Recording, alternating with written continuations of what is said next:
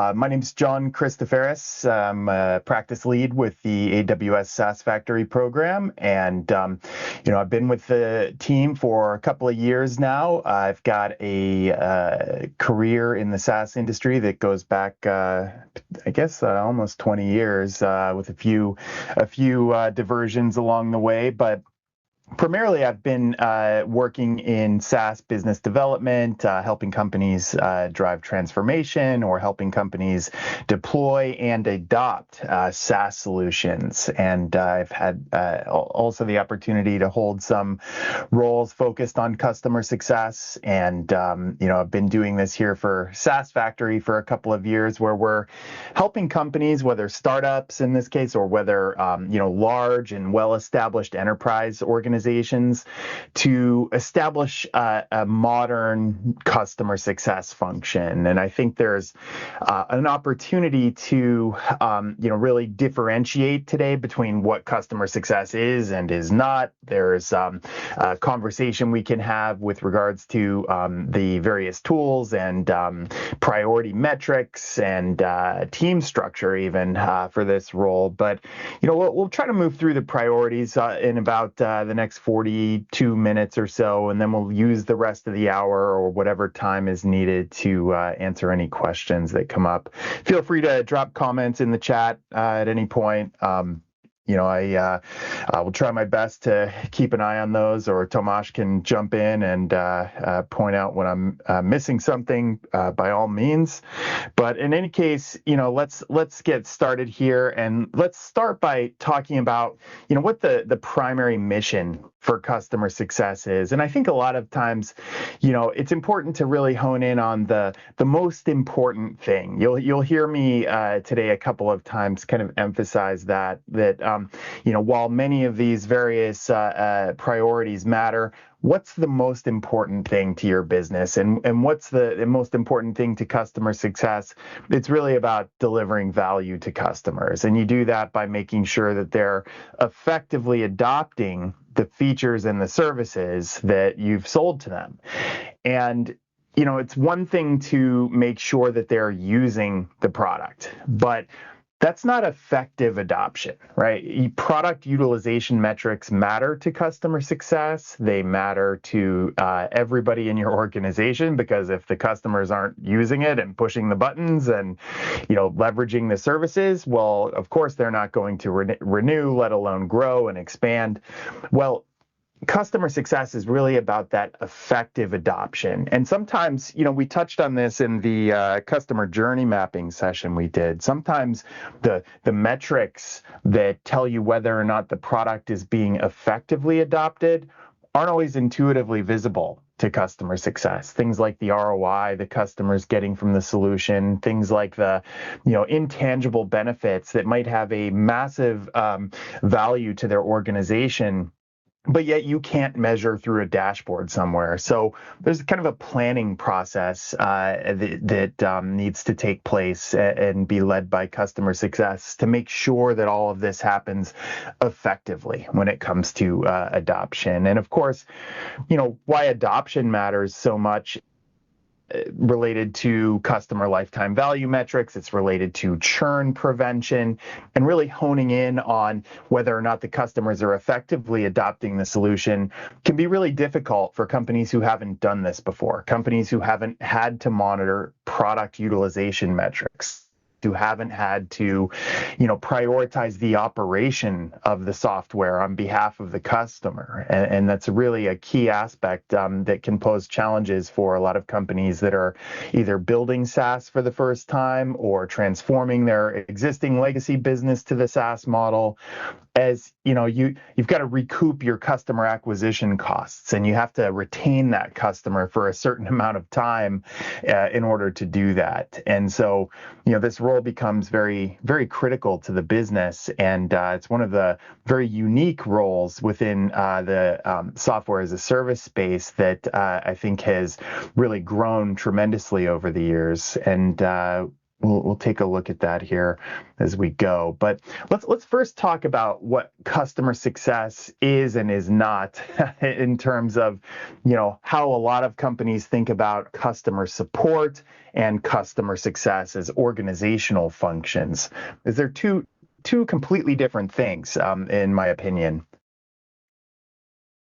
So first, I think that customer support is traditionally a cost center. You're not necessarily generating revenue from your customer support function. You're retaining revenue by providing resources to your customers to react to challenges they're having. But customer success can really turn into a growth engine for your organization and become a source of revenue and profit.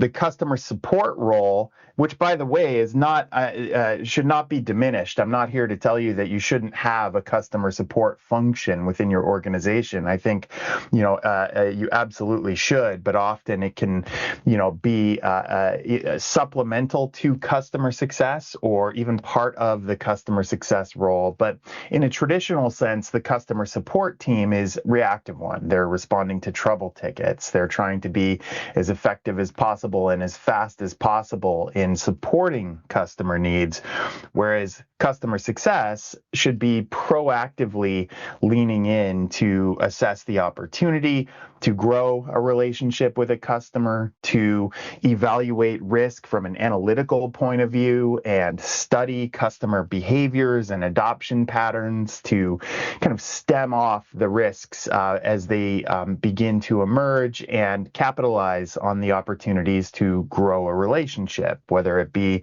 through expanding the portfolio of solutions and services the customer has adopted, or through driving greater consumption of resources if you have a consumption-based pricing model. But in essence, the customer success function should be, more proactive.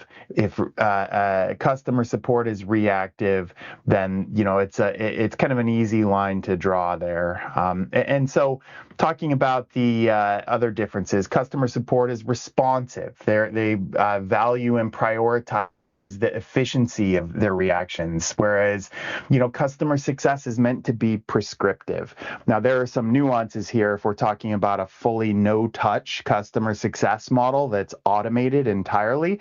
I think you're not necessarily becoming prescriptive on a personalized manner in that environment as much as you are looking at data and adoption patterns and based on what you're learning, making recommendations to customers. But in general, the customer success team should be getting to know the customer's unique use cases, prescribing relevant activities and steps, and driving, the right solution for the customer to make sure that everything you're doing for that customer reflects the outcomes that your product promises, reflects the right attachment of services to the relationship with that customer, and really taking that prescriptive approach first is, responsibility of customer success, not just, blasting a one-size-fits-all sort of approach to every customer, but really looking into their unique needs and coming up with solutions that work. And they don't have to be customized. They can be, configured solutions, but they don't need to be one size fits all. Customer success should be about representing the customer need and delivering solutions to that customer. And customer support, their metrics and performance indicators are all about that efficiency. Customer success, they care about how the customer is adopting the product. They care about customer lifetime value. Are they able to expand the relationship with this customer? And through these kind of metrics, demonstrate their success in being proactive in spotting growth opportunities and heading off risks and, really aligning the role to drive outputs related to adoption, retention, and growth is what we're here to talk about today. So, just starting the dialogue around what this role does not do, I think, is important. And especially from a financial point of view here, if you're in the CFO seat or you're trying to fund this position, it's important to understand that customer support can usually be scaled only through hiring and bringing on more customer support resources. There are certainly software tools out there that can assist in this, but customer success can be scaled through the improvement of your the way that you use data to do all of the things we've listed here above. It can, the opportunity to introduce new sales opportunities for based on how the customer is utilizing the existing product, the opportunity to introduce tools that automate the relationship you have with the customer based on their interaction with your tools and services. All of these become possible with the customer success space, where you have this luxury of observing directly in real time, in some cases, how the customer is interacting with your product, and using that data can lead you to develop intervention models that enable you to take certain steps and actions based on how that customer is using the data, or in some cases using the product, or in some cases not using it.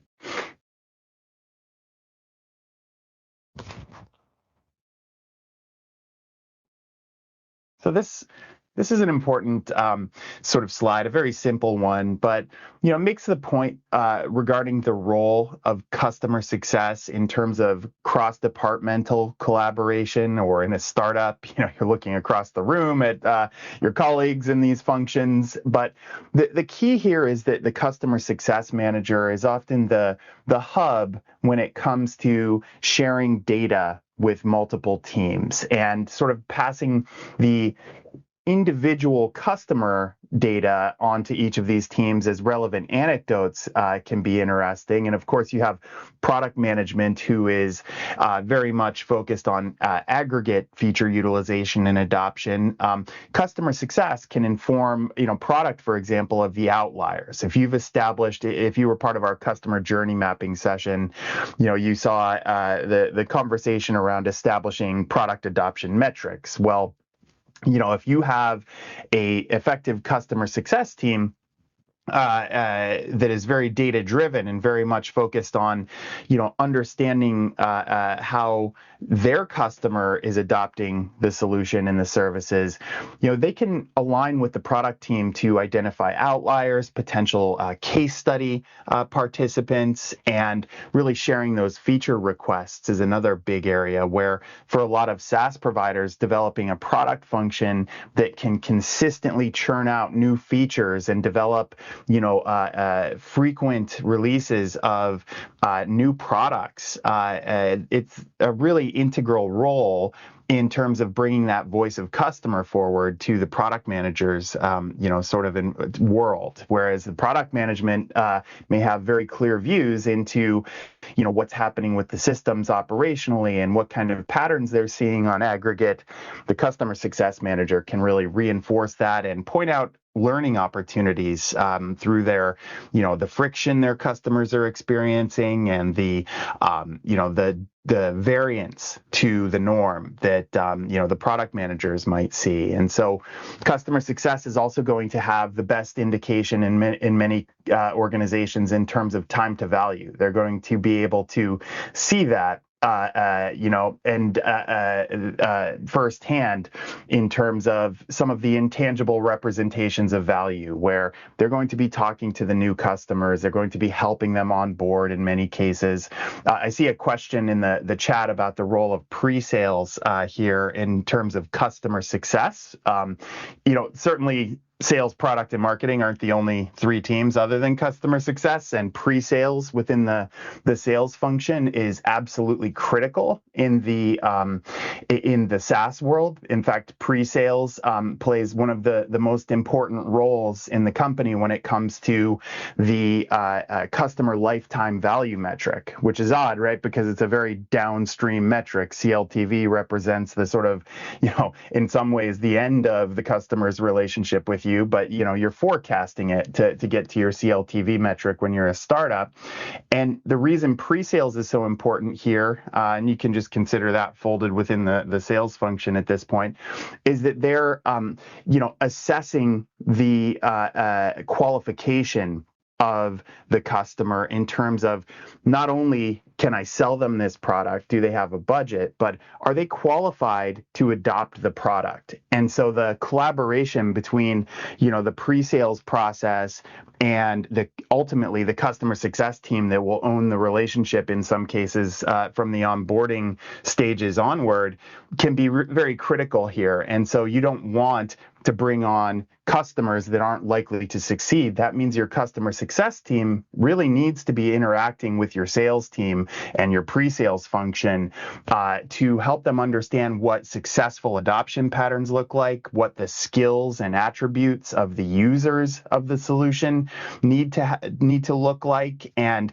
really informing sales in terms of not only how to accurately articulate the experience the customer is going to have as they're trying to position the value of the solution, but making clear to them that certain functional attributes amongst the user group are going to also help set customers up for success. And remember, we talk about in SaaS, because of the risk of churn and the damage that churn can do if left unmanaged to your bottom line, is such that it can really erode your business dramatically. And so there is such a thing as a bad deal, right? There is such a thing, and this is tough to hear sometimes for companies that are in startup mode and trying to acquire as many customers as they can.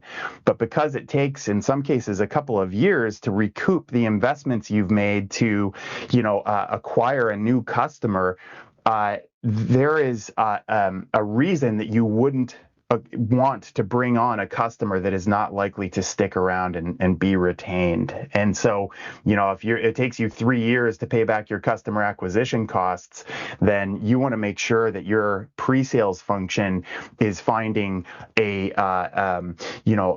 customers that are likely to stick around for all 3 years, and make sure that qualification process that you're going through is rigorous enough. And that happens only by informing that function with the reality of what the customer is doing with the product, with the reality of how long onboarding truly takes, what kind of complexity are we really seeing here, when we're helping this customer through the customer success team navigate to that first value experience, or the TTV metric, time to value. That's an example of a metric and some data that customer success can share with all of these teams, in fact, with regard to their customers. Because again, if you think back to one of the earlier points I made, you can't always measure value through simple product adoption metrics. Sometimes value requires an understanding of more subjective features, or just simply things that aren't visible to the SaaS provider. Well, customer success can play a really important role in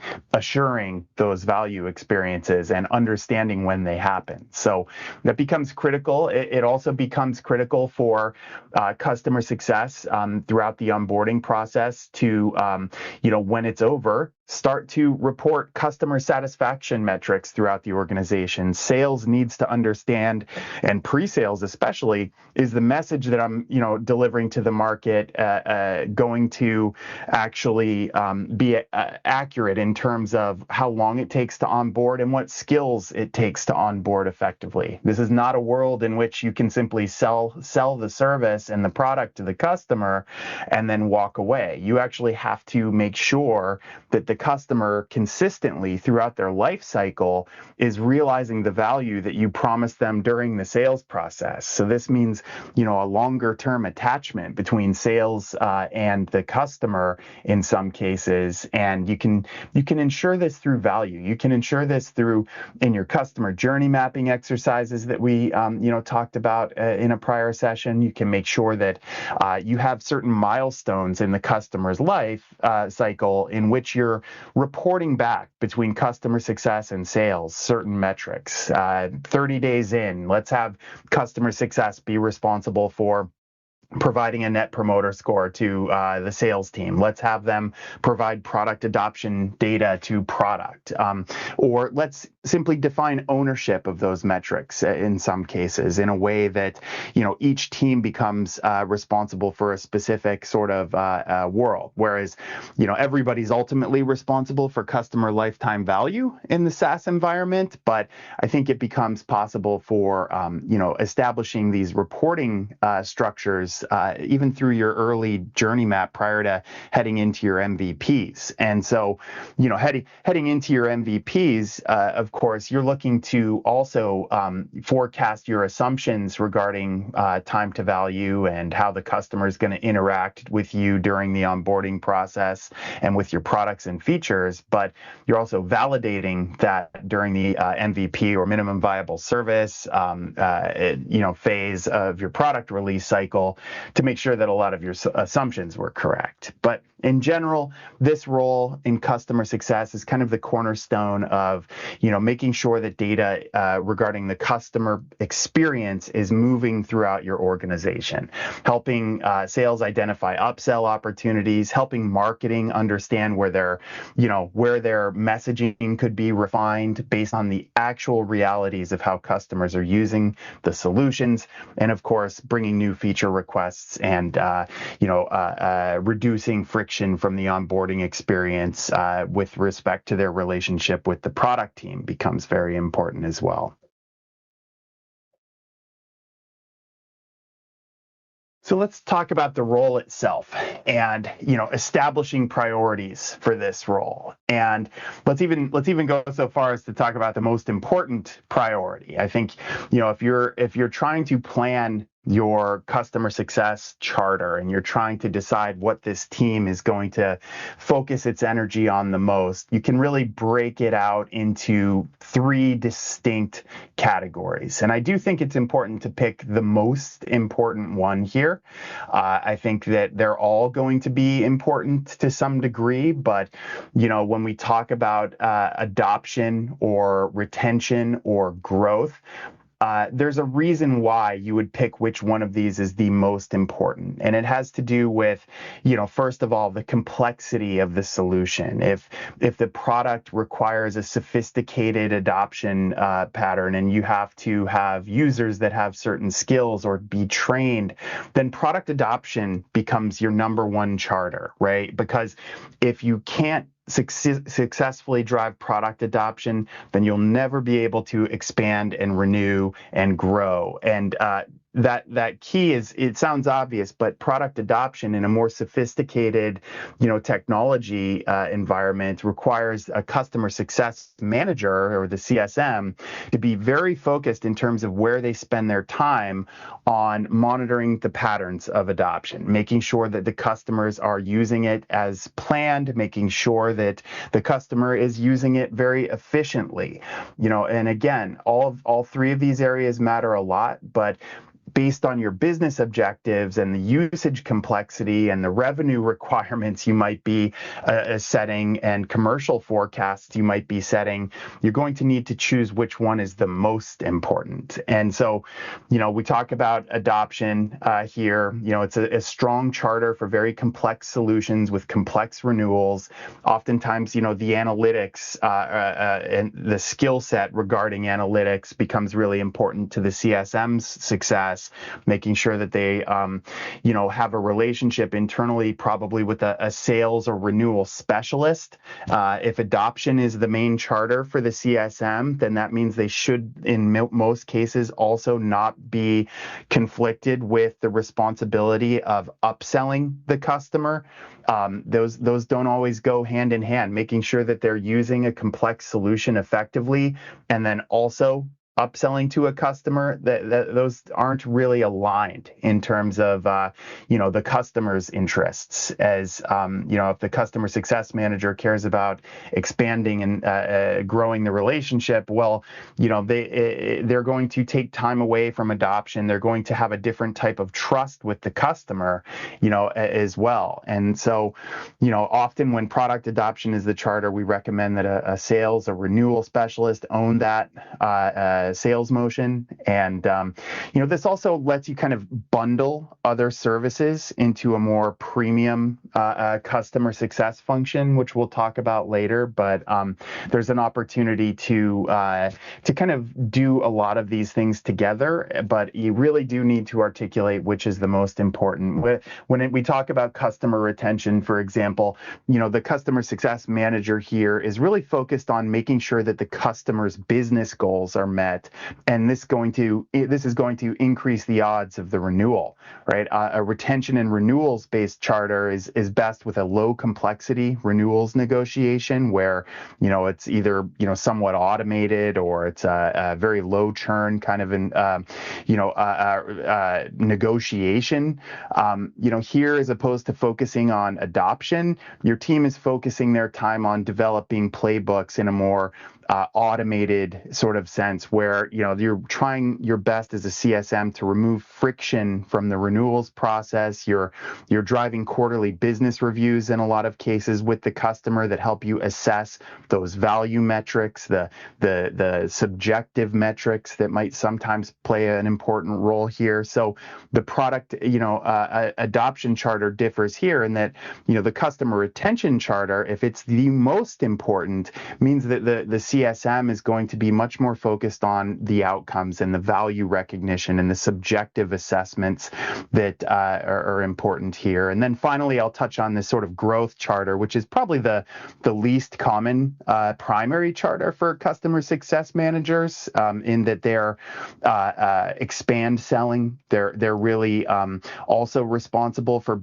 bringing a very critical voice of customer feedback into the organization. We talked about, how the customer success manager interacts with product to sharing data across teams. Well, if revenue growth is the primary charter for this role, then your CSM needs to be directly and purposefully bringing voice of customer feedback direct to product management, and that means feature requests. It means CSAT metrics that are very detailed and granular. And, this can be a really strong charter for next generation, highly innovative SaaS companies that are committed to releasing new features frequently and perpetually. And when an organization has a rapid feature release cycle, they really need to inform that with what the voice of the customer, what it is that the customers that are out there using the products actively want and need. Otherwise, product management gets mired in sort of R&D, and it slows down the agility. R&D is critical to your customer lifetime value without a doubt, but understanding the actual real-time voice of your customer is just as important as well.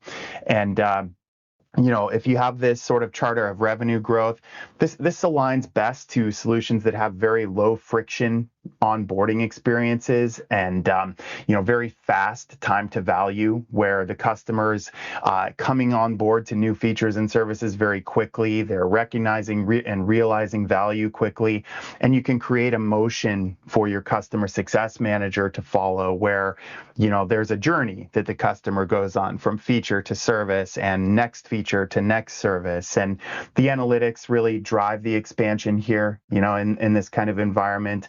Like the retention charter here, the customer success manager spends a lot of time building playbooks and running targeted success plays that might be triggered by product adoption metrics or customer health scoring metrics. And these are I know somewhat broad in nature in terms of these categories, but I think choosing the most important one to your business is more of a challenge than it might appear. And I see there's a question here I want to address. It looks like, let's go to Efri. Any recommendations regarding when is the right time to recruit your first customer success person and compare that to, okay, great question, Efri. I think the right time to recruit your first customer success person, I much of this will depend on the scale of what you're doing. If you're a very small and nimble and agile startup, then the reality is your first customer success person, it could be the CEO in a lot of cases, right? But what matters is you've clearly defined that role in the customer's journey map that you've hopefully developed to guide this sort of responsibility for this function, and understanding when you bring on the first customer success manager has a lot to do with what it takes to get that customer to the value experience. I think if you need a single dedicated individual to focus on product adoption, for example, you're going to need to bring that person on before you bring your first customer on in most cases, because product adoption, being as complex as it might be, if this is your primary charter, if this is the number one thing you need the CSM to do, they're not going to succeed necessarily if they have, somebody who is not dedicated to their success in that area. And so I think if customer retention and revenue growth are the objectives, let's say retention is probably the one where you can wait the longest to bring on the customer success manager, but certainly you would do so before you go to GA, right? Before you're in market with general availability. But you would focus much more on planning, for the retention, which is kind of a longer term play in a lot of cases. And I think depending on the charter, we could say, product adoption would be the first role. If this is your primary charter, then you would bring the customer success manager in earliest. I'd say revenue growth would be next, because of the nimble nature of that role. If revenue growth and expand selling is the charter for that CSM, you're going to want to have a sophisticated tactical playbook for them to leverage, and that means they're going to need to spend time building it and creating forecast models during, that you can potentially assess during the MVP, because they're going to need to move very quickly during your general availability environment. But retention, I think is probably the one where you have the luxury of time, in that, you're focused on less adoption complexity here, and you don't need to hold their hand as closely during the onboarding stage. So,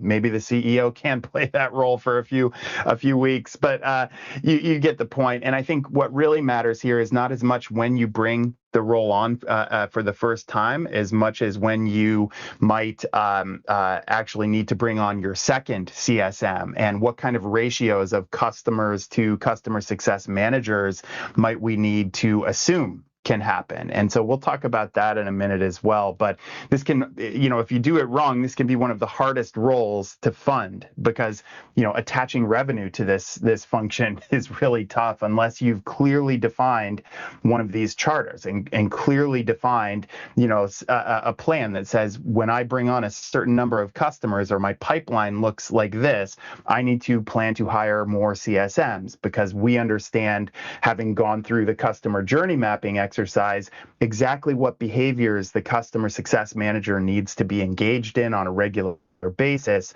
throughout the customer's life cycle. And so we'll share more info on that. And I know there's some of you might not have seen the customer journey mapping session we did a week or two ago, but I'd recommend checking that out to also sort of inform this work. But next question here was, should the sales rep, customer success manager, or pre-sales be the contact point for the customer, or does this change during the customer's life cycle? I think that what matters when you're working in a SaaS environment, here, when you're working in a SaaS environment, you really need to promote a mindset of our customer amongst your teams, right? Like, it's that you may, yes, to your question, you may have a primary contact, but I think the philosophy needs to be that this is no longer one individual's customer within the organization. And there's, certainly for the sake of customer convenience, you don't want them to feel like they don't know where to go when they have a challenge. But just want to land that point that this is an our customer, our success kind of environment, and everyone plays an important role here. I think when it comes to product adoption, often the CSM is the primary contact with the customer. Often, the CSM is the primary contact with the customer in every one of these environments, right? I would say if you had to pick one, if there is a CSM function in the organization, it can often be their responsibility to be the face of the organization to the customer, in that, sales doesn't go away once the sale is complete, because they're responsible for making sure that their promises are fulfilled, right? And customer success is there to make sure that happens. But, again, they may be the face of the customer, but it also depends on the ratios, right? Keep in mind, in the SaaS environment, you don't always want a human to be the face of your product, right? You, in many cases, want the product and the services to engage with the customer in a more dynamic environment. And, I'll leave some more time to develop, a little more in terms of context around that idea. But, let's quickly talk about some of these, models that help you sort of determine, how many customer success managers you're going to need to bring on. And this does impact when you bring them on. To the question Esri asked earlier is, are you going to have a high-touch customer success management function, or is it going to be low-touch? I'll also mention that there's a hybrid model here, which might be dynamic and even no-touch. So there's no perfect rule here, but generally, sort of in the industry, the rule of thumb is high-touch manager customer success functions are capable of managing up to maybe a dozen customers per CSM. Again, no one-size-fits-all approach here, but typically in a sort of enterprise sale, you can see a single customer success manager dedicated to around 5 to 10 to 12 customers. Again, you map this out as you're going through the customer journey mapping exercise when you're assessing your organizational requirements as phase 2 of that exercise. But you're probably safe to say the higher your contract value, the more likely it is that the customer will only feel comfortable buying it if there's going to be some sort of high touch assurance. Even if it's a great SaaS product, if they're spending millions of dollars with you, then they're probably going to want a human face attached to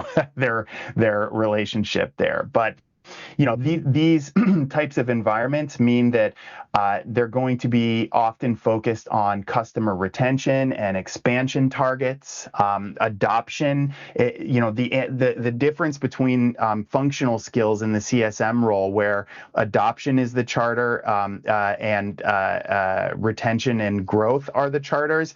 Again, it's a skill set. It's that if you need your CSM focused on studying data and analytics and understanding whether customers are interacting with the product effectively on, maybe at scale, that's more likely to be a good fit for the low touch sort of framework, where spending time with the data is more important almost than spending time talking to the customer in some cases on a frequent basis. But certainly, you're always going to want to make sure that there's a touch point for the customer there. But, in a low touch environment, the CSMs won't have the relationships required to necessarily upsell very often, or they're going to be more focused on other things. So again, the higher the contract value or annual contract value or ACV, the more likely it is the customer is going to expect or demand a high touch relationship with you, even if the product does a lot of the work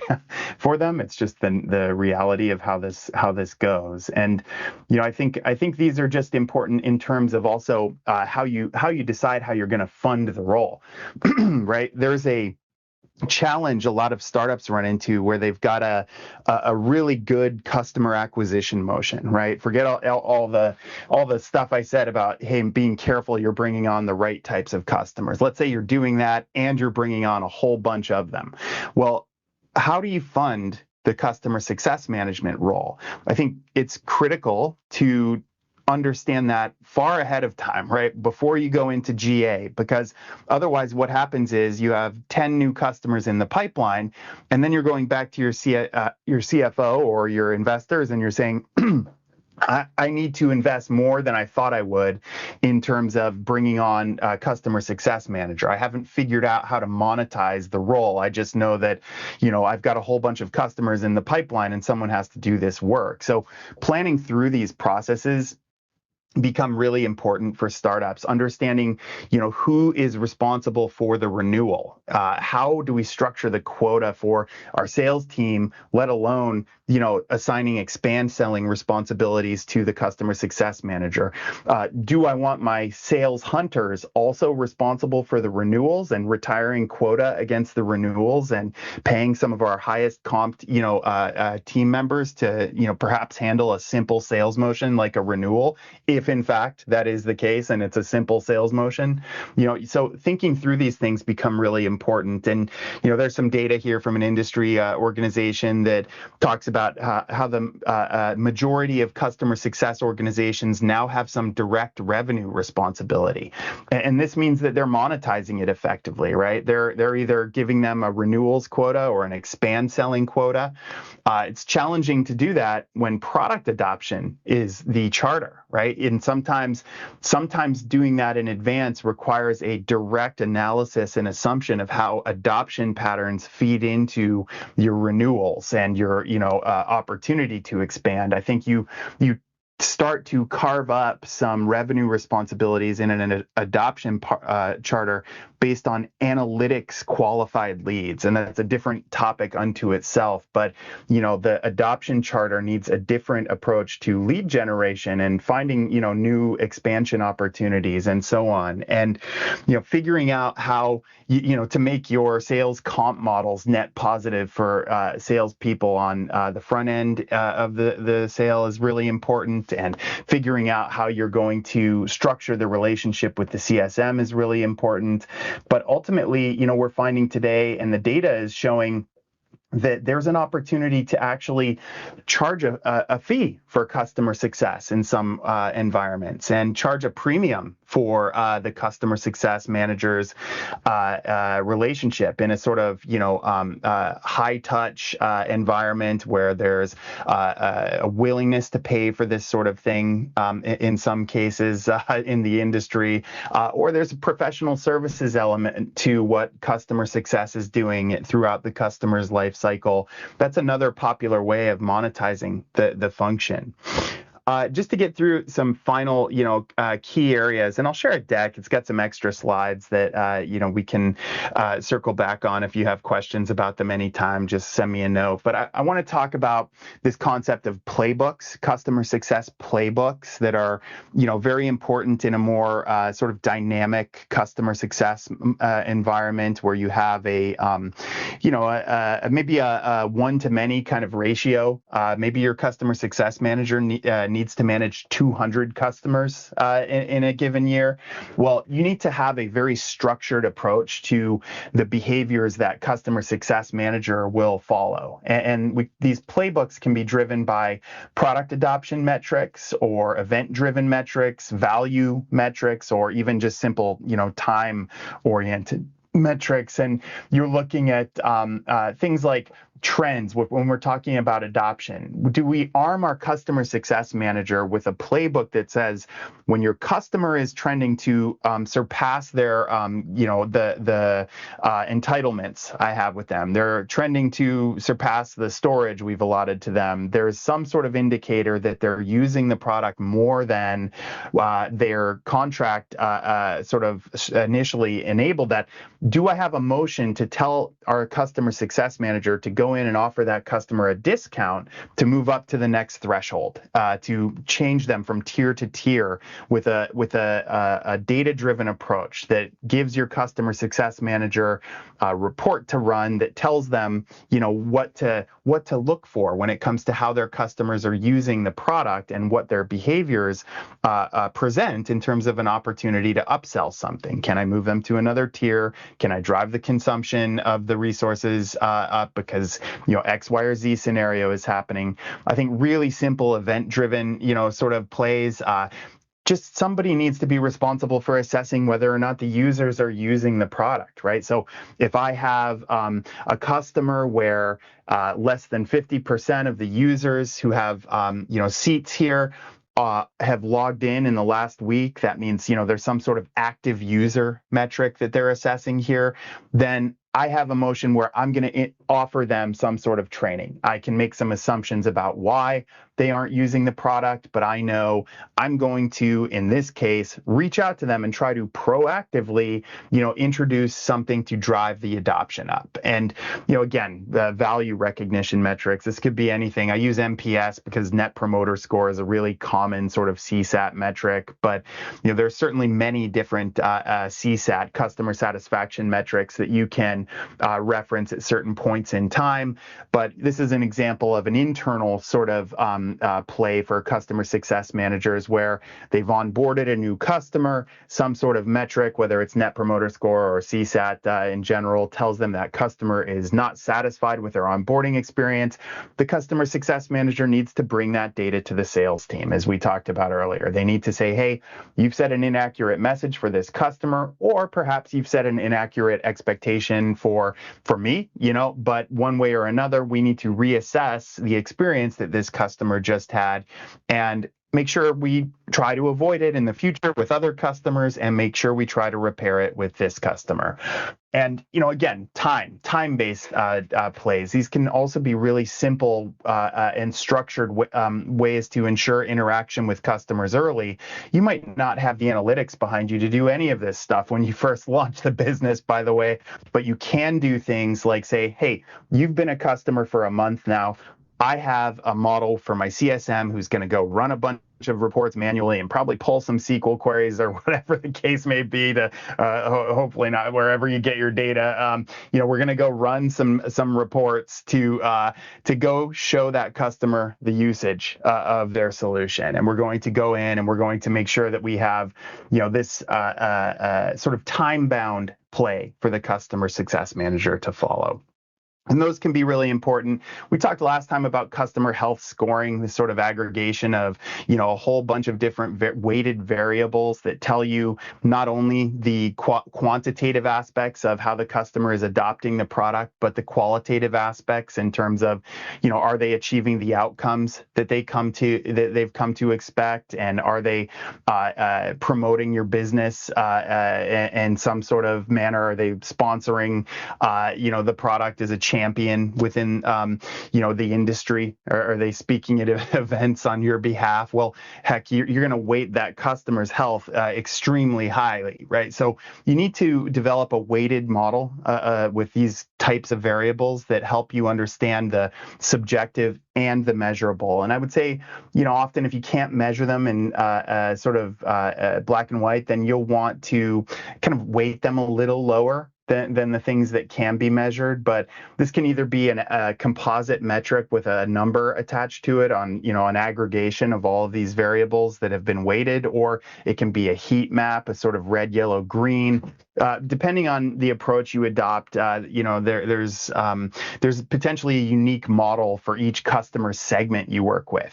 Different types of customers. If you have, a tiering model, you might have a different type of customer health score for them. But the key is, that you've got something that's relevant that includes not only the measurable aspects of product adoption, but the things that cannot be measured and the things that are more subjective. You still need to go out there and get that information. And so, yeah, where it sits in the organization matters a lot. I think these days, I think the industry data I've seen says something like more than 50% of the customer success functions within an organization report up to a C-level role, whether it's the CEO or chief client officer or even COO sometimes. We see that when customer success reports directly to the CEO or the CCO, the chief customer officer or client officer, that growth rates are much higher. And growth rates are much higher when they have that sort of executive sponsorship, because it really shines a brighter light on the importance of recurring revenue and product adoption and or expansion, and having that visibility from the CEO, really helps to drive that sort of awareness throughout the entire organization that this is a critical function for our business. And so, this is again, a your mileage may vary kind of thing, where we really prescribe a organizational structure for everyone, but we do see that when customer success reports to the CEO, companies grow faster, and that has to do with those aspects I talked about regarding the. I guess it's also it's not only the visibility that that sort of structure lends. It's also about the barriers that it can remove for customer success, and giving customer success a voice. In terms of, hey, this customer that we brought on board has certain needs and or did not have an experience as we articulated during the sales process, and we need to address that. These can be really important for organizations in transformation. And when you're a startup, you're going to be building a lot of this as you go. But I think the key recommendation would be that customer success reports directly into C-suite. If not the CEO, then Chief Client Officer. I'm going to pause here and see if we can take time for a couple more questions here. Would anyone like to add a question or ask a question? We've got a couple of minutes left, and I want to make sure that we gather some of your feedback and see if there's anything else we can talk about here while we have some time together.